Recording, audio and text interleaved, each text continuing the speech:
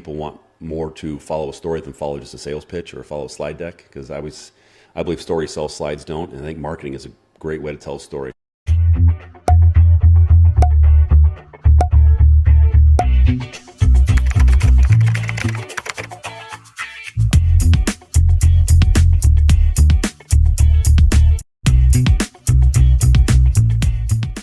Hello, and welcome to this episode of the Ask Valor Masterminds podcast, brought to you by Advanced Services, Fuse Networks, and our newest sponsor, Warrior Injury Law. So, Joe, for everyone tuning in for the first time, discovering our podcast, how did we get started? Sure. So it first started out as a private Facebook group page. The purpose was to bring business owners together to communicate and talk and kind of help one another out. Because we're a marketing agency, we get asked a lot of questions outside of just marketing. So we thought, what a better way than to bring on different guest speakers to talk about all topics related to business. Awesome. And today we have a repeat guest, Mr. Casey J Cox, my neighbor in Maple Valley, though I'm in Seattle. He's back in the hood in Maple Valley. I don't know if it's really a hood, but Mr. Casey J Cox, welcome to the podcast. No, I'm grateful to be back. It is a tough neighborhood, man. Yeah. I try to stay low and keep my doors locked, but I made it out again There today. you go. So can you reintroduce yourself to our audience, please, Casey? Yeah, well, it's funny. Well, in episode 52, I was a different guy. Episode whatever we are now, I feel like I'm different, so it's probably good I'm reintroducing myself. So I think before I was Casey, the author, the podcaster, and kind of getting into speaking. Now I'm Casey, the still an author, still a podcaster, quarterback dadcast. Now I'm doing a lot more sales and leadership coaching, but I'm also doing fractional leadership, which I never thought I'd be doing that. But the work I'm doing, gentlemen, I've been telling, it's as corny as it sounds, it is a calling. It is an absolute calling, and I'm having an absolute blast. Grateful every morning I get to wake up to do this work, and because I'm not making it up. I get to tell stories of my own failure and help other people maybe not have to make the same mistakes I did along my business. So a career. fractional sales leader? So tell us a Correct. little bit about that for people maybe hearing it for the first time, or they've heard the word but not in this context. Kind of break that down for us, please. Yeah, so fractional meaning, so the client that I was doing consulting with, I was working with both leaders and I was working with the sales team, and she said, will you please come on full time? I said, I'm great. I'm so humbled that you asked, but I said, I love working with a bunch of different companies, and I like having the flexibility. And I heard about the word fractional, so I just threw it out there. I said, I'd be interested in maybe a fractional role. She's like, I'm in. I'm like, okay, now I got to figure out what that is. And so really what it is I commit to a certain amount of hours per month. So like this one of the clients, for example, I kind of facilitate or coach the CEO and the COO. I run a sales meeting every 2 weeks for the sales team, and then I do shorter one-on-ones with the sales team. Okay. And so that equals, call it anywhere between 20 and 30 hours a month. And it's what I'm finding itself. And today we had a sales meeting right before this, and what's been so fun is 3 months ago, the sales team I'm working with was shy, had fear, they didn't speak up, and because I'm definitely a little on the goofier side. Most quarterbacks, we have a screw loose. I like to have fun and get people competing, and now one of their top salespeople asked a question for me, and I purposely kind of paused. And then next thing you know, one of the other people spoke up, and then another person spoke up. And then next thing you know, the whole team's collaborating. I didn't say a word. And I was just like, proud dad, proud coach. And so that's kind of like the impact I feel like it's been fun to see on these organizations, but that's probably the best way I can answer it. Well, you're the author of Win the Relationship, Not the Deal. And today I really want to go into the ditch the ego and let your authentic self shine. But we're going to ask a couple questions before we get started, as we always do. Joe, do you mind reading the first one, please? Yeah. What are some early lessons? Oh, no, actually, we changed that. Change it up. All right, it's on you, Galen. What is one thing you learned about yourself this year? So it sounds like you discovered some things new within the business, but what is one thing you learned about yourself this year? I would say the one thing I learned about myself this year is that anything's possible when you have some belief. And I think I learned that before, but I kind of relearned it before, which is why that sign's behind me, just to remind me that I believe what I do matters. And when I believe what I do matters, it gives me the confidence to really ask anybody anything, call anybody, say no to anybody. And so it's like reminding myself the power of the word believe is really, I think, an underrated word, but it's something I think about often. Awesome. And since by the time this episode comes out, it'll probably be one of the first episodes of the new year, 2025. What is one thing you want to improve on next year, either personally or your business, that you could share with us today? I think the one thing I'm going to work on next year is finding ways to not delegate, but more outsource where it doesn't make sense. Not trying to do everything by myself. Like my wife works from home too. She works for a company called Clearage Marketing. Asking her for more help when there's areas. So like just committing to stay in my genius zone, and things that I suck at, don't do them. Find help. Nice. And our favorite question. Why is marketing important? Because people aren't going to just find you by fluke. I think it's important. Marketing tells a story. I love I'm a big believer of when you market in the third person, not the first person. That's why that's what I teach. I teach people when they do their messaging to not talk about what you do, but talk about why your clients buy from you. I feel like people want more to follow a story than follow just a sales pitch or follow a slide deck, because I believe stories sell, slides don't. And I think marketing is a great way to tell a story. There's many different ways to do it, video, social, print, but I think marketing is super important. Awesome. I'm going to go back to the second question you asked about 2025. Do you do like a word of the year? I don't. So let me preference this. So a lot of people, when they're setting their goals together, they'll analyze what their goals are and then associate a word with it.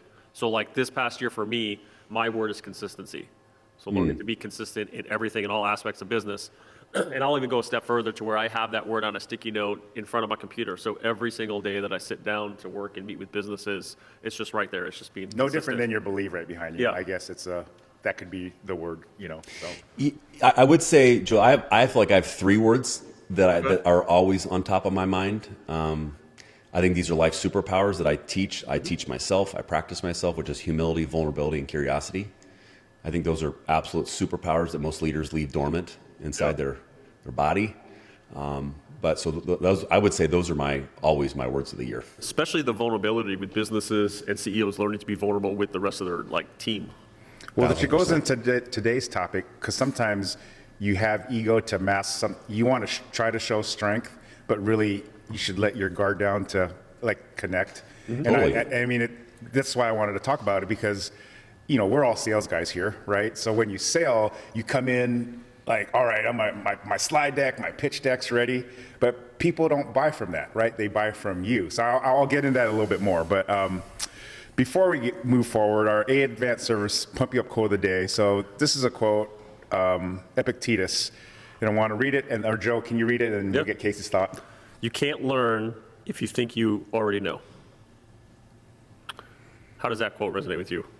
It resonates deeply, because there's a similar quote that I got taught and I share in my books, and it's from a mentor of mine named a guy named John Kaplan. He said, it's okay not to know every answer. It's just not okay not to do anything about it. And the power of I don't know is so powerful. Most leaders don't think about that. They don't, the Socratic method is you encourage people to encourage questions to get to the root of the problem, root of the answer, to create critical thinking for your team. So I love that. I love that quote. So now we come to our Fuse Network's Did You Know segment. Millions of cyber criminals are out there on a daily basis trying to steal your information.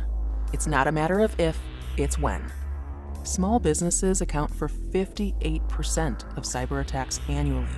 So help your company fight cybercrime and mitigate risk by being proactive. Call Fuse Networks, your local Seattle IT experts at 206-701-6040 for a complimentary IT network and security assessment. So, actually, we're going to go off the cuff. I had something planned, but I really want to. I like it. I want to get into it more. So you started off by saying you had a sales meeting this morning, and people weren't engaging, and then you had the dad moment. But conversely, there are those times where you have the ego guy who kind of takes it all and tries to say, "Oh, we're the best or the baddest," and you want your sales force to kind of mimic you. Do you see that as a trend now with leaders just trying to, the vulnerability piece? I want to show strength, and showing weakness is I don't want to show I'm weak, I'm strong, especially your social media self, your stand in front of your company self. Talk to us about how you see businesses that you've interacted with or prospects that call you like, how do they get to that point of that vulnerability piece, like accepting it? Because I think that'd be like, I don't know, hard for some CEOs of bigger companies to an everyday entrepreneur. So I love when I get to work with companies where there's ego. It is like one of my favorite things to do because I think, and the way you get to them, for me at least, the way I got to them so far is I go first. I talk about where I sucked first. I talk about my gaps. I talk about where I failed. Usually when the intro, I'll say, hey, when I'm meeting a team, I'll say, I was with this company. I was our number one producer for 10 straight years. Number one seller in the history of the company. Who cares? Because when I left the company, everybody, they didn't go out of business. It's a miracle. And if you dial 911, my phone don't ring. So I'm not as important as I think. And neither are you. And so once we kind of just come to that moment, like, doesn't mean I don't devalue you. I don't, but the thing we have in common as humans is we're all flawed. We all have gaps. And I feel like a lot of the learning we do is like a lifelong of reminders. That's kind of what my book's about. But I think when leaders embrace vulnerability, they remove fear in the organization. And I think one of the easiest ways to like kind of just assess if you have fear in your organization is think about either it's a sales meeting or just a meeting. You as a leader, are you talking more or are you asking questions more? Is your team talking more in that meeting or are you talking more in that meeting? I think if you're talking more and you're leading the whole thing and people are staring at you and they got the mute, if they're remote and they're typing, their heads are down, that might be something to reevaluate in 2025. Like maybe that's not the best way to, but I think asking open-ended questions, and I follow a framework called TED, which is tell me, explain, describe. I think those are superpowers to ask those questions. I learned that at age 41. But back to the key about vulnerability, I think vulnerability is so undervalued. And I think if you're scared, I think it's a gap. And I think that the companies that are being successful, the cultures that are healthy, the companies that are thriving in ever-changing markets are the ones where they embrace, we all don't have it figured out, but we're going to commit to figuring it out together. And we're going to embrace what we don't know, but we're going to do something about it. So when you have, is there one thing that stands out, like a trait with a company where it's the version of calling 911 to figure out, I have a vulnerability problem? What's the straw that breaks the camel's back for a CEO or someone in the business to say, to raise your hand and say, I need help? Because I think to admit that you need help that's a sign of weakness to some people, but it opens it up. When you work with businesses or you have talks or you network with other businesses, is there something you see that, like the red flag, like, that business needs my help or someone's help to kind of figure it out or, clean up their kind of business model or whatever? I don't know if it's one specific thing, Galen, but I think like when you asked that question, you reminded me of a situation yesterday. I was talking to I spoke at a conference recently, and there's a CEO who's a great guy, and you have a leader in one country and a leader in the other country. And I think there's a gap between those two leaders right now. Mm-hmm. But the problem isn't them. The problem is the CEO. Mm-hmm. But the CEO doesn't see it yet. And so what I always say is because I believe what I do matters, I'm paid to tell the truth. And because I believe what I do matters, I'm gonna call it out honestly. And I always tell people, like, it's easy for me to see the because I'm not in your emotion, I'm not in the drama of the organization. I can usually, not because I'm the smartest in the room, just because I don't have all the baggage of the relationships, politics, all those things. Mm-hmm. And so I think when people realize it, it's usually by a question I ask, or because in theory, I'm never going to try to convince somebody that, hey, you have a vulnerability problem, you should work with me. I think I want them to ask the question. I want to ask a question and then have silence, and then them say, I wonder if we have a problem. I'm like, well, tell me why you said that. I'm going to keep asking first, second, third level questions. Then either they're going to figure out, oh shoot, we do have a problem, or maybe we don't have a problem. And either both ways, I win. I'm either going to win my time back and not spend time with a company that doesn't want to help themselves, or there's a chance to win revenue, and I'm going to go help them, and then get in, get out, and then hopefully they're on their own. They don't need me anymore. How long then do you work with a business being a fractional sales leader? Well, the one I'm working, I've only had two so far, so it's kind of a short set. I have one that's been 6 months. No, I take that back. That's going on. I've gone a year with them, but as a fractional, it's been 6 months. The other one, I've worked with them for 6 months. The fractional is going to be 3 months so far. What are the two industries you're working in right now? Mainly staffing and consulting. Okay. Obviously, that's where I came from for 20 years. But a lot of the work since we last spoke, I've done work in the golf retail business, to insurance, to real estate. I think those are the two, the ones right now. Okay. So when you're vulnerable, when leaders admit that. Actually, let me go back. So I know curiosity, asking questions is one of your superpowers and everything. Do you see that common trait with successful organizations, as if it's CEO or someone else, that curious person who's always prodding and trying to tinker, figure things out for the better? Or is that something you see a lot of companies lacking? And it doesn't have to be a title, but it's usually like an individual in the company. Yeah, I think successful teams have curiosity. There's a book. Have you heard the book? I think it's by David Marquette, called "Turn That Ship Around." No. So I spoke at a large bank here locally, and I met their leader, and the leader's fantastic. And he had me read that. He didn't have me read that book. He mentioned the book, and then my curiosity kicked in. I went and read it, and then followed up with him. So the book talks about a leader model versus a leader follower. So a leader creates great leaders through asking great questions and encourages. And I think when you have curiosity inside your company, you have a story that goes to it. So like, I want you, team, to ask me questions. Like, it's okay. Like, but what I don't want to do is like you assume that you know everything that we're supposed to know, and then you go back to your desk. You're like, oh my God, what should I do? Oh shoot, I don't want to go back now because it's too late. And he's gonna think I'm an idiot. You know, kind of like if I can go Uncle Rico moment from football. Like if I'm in the huddle and I don't know, if people don't know Uncle Rico, that's from Napoleon Dynamite. Yeah. When I reference my college football days, I got to give love to Uncle Rico. If I call trips open right 334 stretch Z post X stop, and Galen, you're like, what does that mean? And Joe thinks we're going to punt. And I'm thinking I need people blocking for me to run around. Well, that's a bad combo. Like, we're in trouble. Like, I'd rather you say, let's ask questions before we break the huddle. I'll make sure you know what we're doing, and then we'll go. But to not ask questions, I think, is just a huge miss. And it's just a simple step. It's a simple step. Even when you break a meeting, like I think I referenced in the book, page, I can't remember, 85, 86, something like that, where I tell people when you break a meeting, hey, okay, what were our action items? What did you hear? What did I hear? Those are like expectations that sometimes sit in our head, but if we don't get an agreement through asking questions, then you leave things up to chance. Right. So I think to answer your question, yes, the successful organizations I work with and I see that, and even I've been a part of, curiosity's everywhere. Are there certain industries you want to work more with? I know you're just starting this new journey in your business, but is there certain industries that you really want to work more with just because of experience or just out of curiosity? I don't know if there's one I'm targeting, Joe. I think to me, it's just, you know, when I wrote my book, it was, I mean, my background was staffing and consulting. So I thought that's, you know, a very easy industry for me to go back into. But what I'm realizing is that I had a gentleman in like the financial services industry say, oh my God, this impacted me dramatically. So to me, I think it's any industry that has relationship and you know, consistent follow-up and having a sales process. And I mean, really, I don't want to be closed-minded about it, because I think I love learning. Back to curiosity, I love learning about people. I love learning if there's ways that my experience can impact another organization, another industry. I'd love to connect with them. So talk to us about now the authenticity kind of piece of it. So you have an organization, again, not just big companies, but even small business, the everyday entrepreneur, right? Where you have different people, but they're all their own individual self.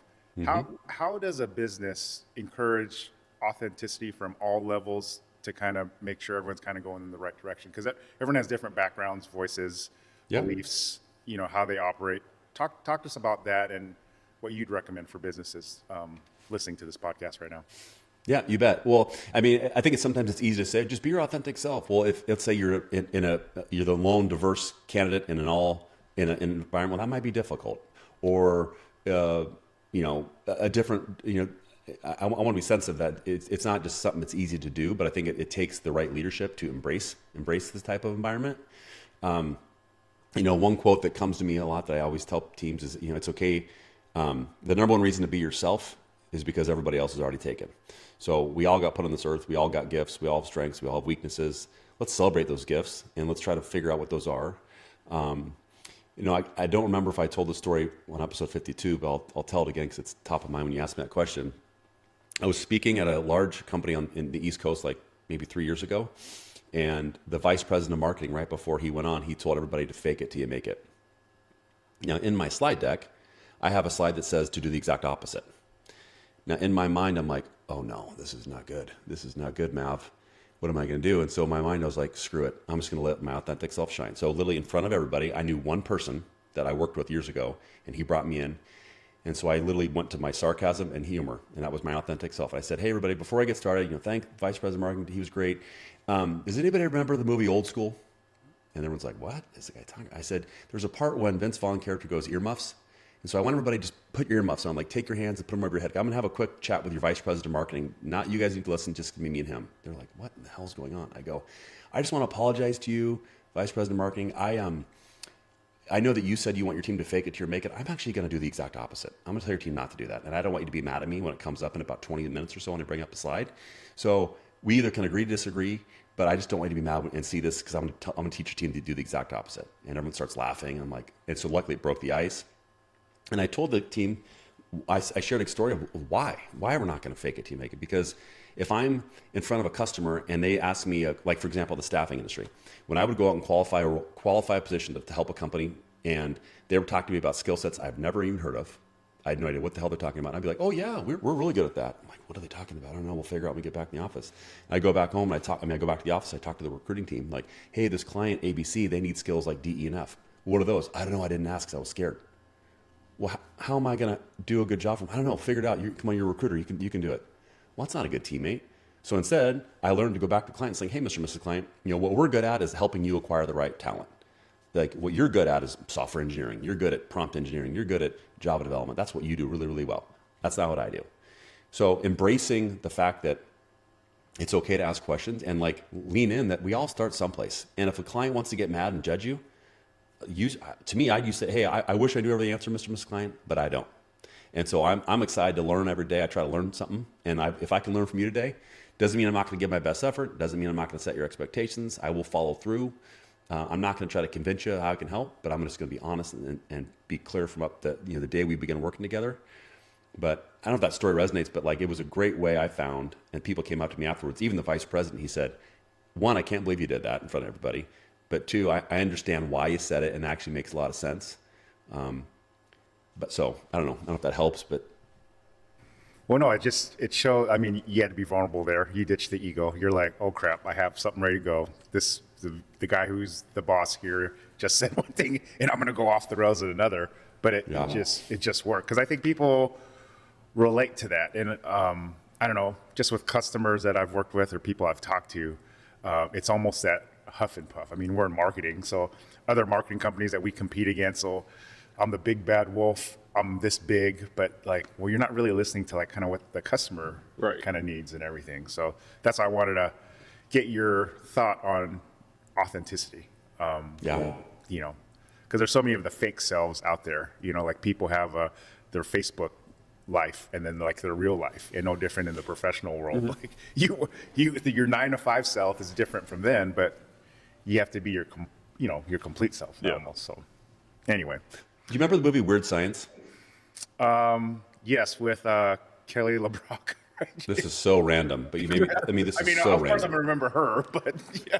That's like one of my favorite 80s movies of all time. But in the very end, when that's like the motorcycle gang is, going through the house, and then Gary and Wyatt, they like stop them from like pretty much destroying the house and killing everybody. And they again believe and they apologize. And then the random biker with half of like metal in his face goes, if you could keep this between me, I'd hate to lose my teaching job. Yes, that's almost that stuff. Yeah. Right, like don't be that guy. Don't be the guy ripping up people's houses on the motorcycle on the weekends, but then like all of a sudden you're like this head of finance, and just be yourself, right? It's so freeing. It's easier, and I think once you can come to the piece of you're not going to win everybody, mm-hmm. Everybody's not going to like you. There's going to be personalities that just don't connect with you. That's okay, right? There's gazillion people on earth. Embrace the people that love the nice pieces about you, and do your best to. If someone's not liking your style, get curious and find out why. So going back to when you wrote your book, mm-hmm. right? You probably had the idea brewing and everything. What was the impetus to finally make it happen? Is it because career pivot, you left the company and like, all right, I'm on my own. This is what I want to do. You're gonna commit to it, or tell us about that journey. Yeah, when I had a great 20-year run at Kforce. Love them. I still wish them the best luck. We left on great terms. I think it just kind of came to a spot where my time was end. My time came to an end, and they didn't. The skill sets, whatever. It was just great divorce. I leave. Now I'm like, okay, I'm going to write this book. And so one of the things now I teach is these called 5 new swear words. And so when I think swear words, I'm going to get to your answer in a second, but I think it relates back on how I wrote the book. The swear words are need to, should do, want to, have to, and can't. And those words are anxiety-based language that creates no plan. So if I was going to write this book, I didn't want the start to stop me. So I said, I'm gonna write every day from 9 to 11:30 every day. Booked it in my calendar. I'd come into my office. I would type. Some days I'm like, oh my God, it was awesome. Sucked. Some days I'd be like, oh my God, it sucks. Maybe it was good. And I literally just would, by the habit of writing, and then be open to feedback. Like, hey, I want this to be the best book that's going to help someone. I'm going to show my vulnerability. They're going to learn from it. And if it helps them stay on track and not make the same mistakes I did, awesome. And I just wanted that voice. I wanted it to be my voice, not like an academic, but just like when I write, when they read it, I want them to be like, oh, it's just J Cox shooting the you-know-what with me. Right. So I think if I didn't schedule the time, Galen, and to like literally hold myself accountable, it would have got done, but it would have taken a lot longer because I wrote it in 4 months. Did you self-publish? Yeah, yes and no. I kind of worked with an indie publisher, and then we had a kind of she actually, it was kind of a funny story. She actually let me go because I was asking too many questions, and I was just curiosity killed the cat. Yeah, I was like, hey, how many books are we selling? That's none of your business. Well, that's kind of important, didn't you think? So luckily, it worked out that I just. So long answer. Yes, I did self-publish. It is on Amazon, so it's print on demand. In theory, no, but I would say yes. It's like a self-publishing. So now fast forward to today. Is there a different version of the book that you'll need to rewrite with some of the lessons you're learning now? Or is that like a 2.0 version of the book, or is it an idea for another book, with what you're learning? I get asked that a lot. Like, when are you going to write another book? When are you going to write another book? And I just feel like there's so much more in the first book that I have to share. I think there's so much more that the book, there's so many more people it hasn't reached yet. And I want to stay so focused on that. That is what that's me. That is winning people. And How do I win? It's like, and so if I did write another book, I could see it being definitely like another level of curiosity. I'd maybe write about sales process. There's something I follow called MEDDIC. I don't know if you guys have ever heard of it. No. MEDDIC's a sales framework that just helps sales teams and companies really be honest with themselves on their pipeline. Because one of the gaps I see with the companies I work with, there'll be a seller that will say, I have this deal, it's going to close in 2 weeks. Great, tell me why. I don't know, I've got a good gut feel.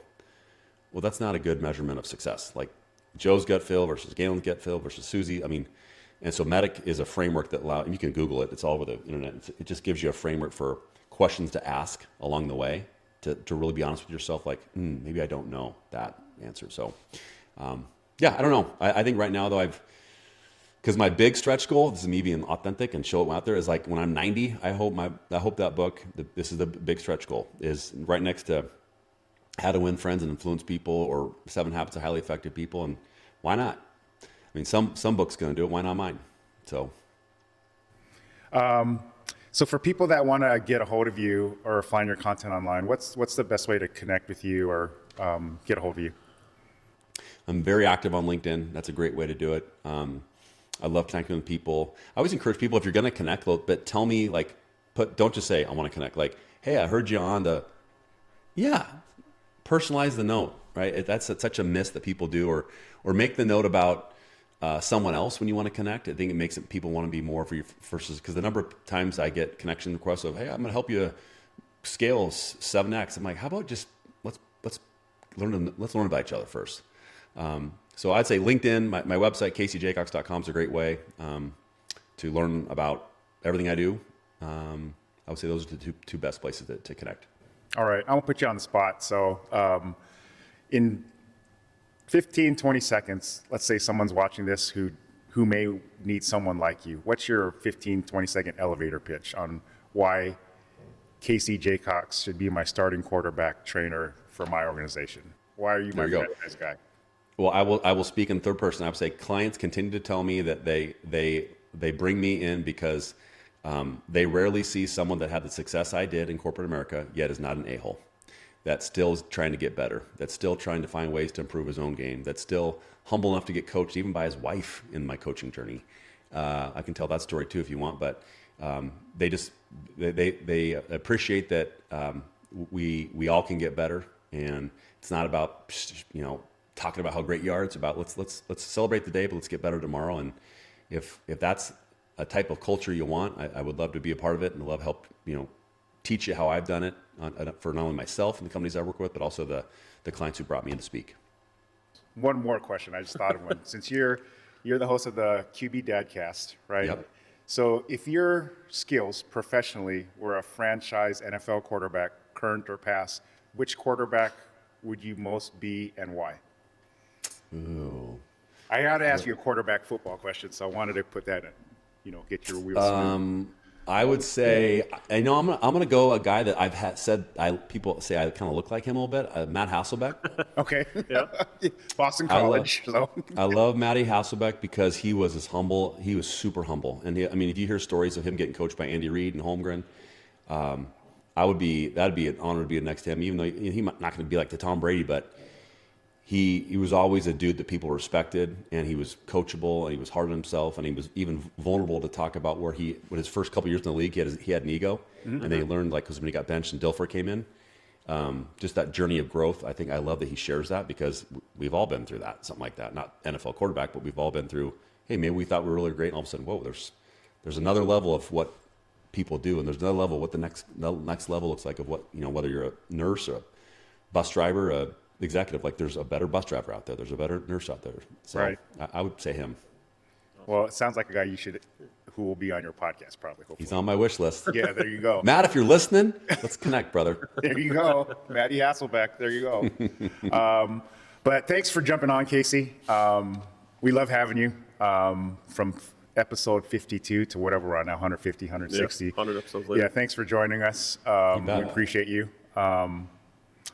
So on behalf of our sponsors, A Advanced Services, Fuse Networks, and our newest sponsor, Warrior Injury Law. Injured? Call us at 253-WARRIOR. Warrior Injury Law. Battle tested. My name's Galen. I'm Joe. We're coming at you from the underbelly of the Creative Block Studios in Seattle, Washington. Thanks, Casey, and thanks everyone for tuning into this episode of the Ask Valor Masterminds podcast. Thanks, everyone. Thank you.